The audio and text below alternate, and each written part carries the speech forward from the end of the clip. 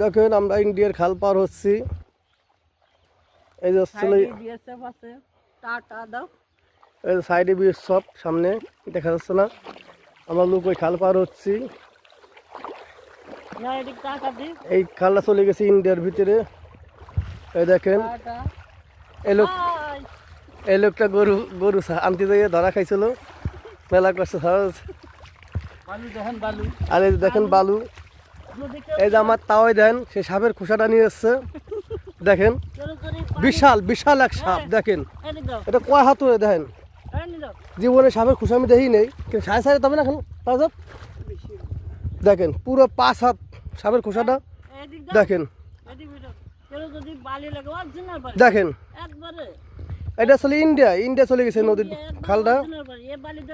এই মুরব্বী যাই দেখতেছেন সে একটি গরু পাচার করতো।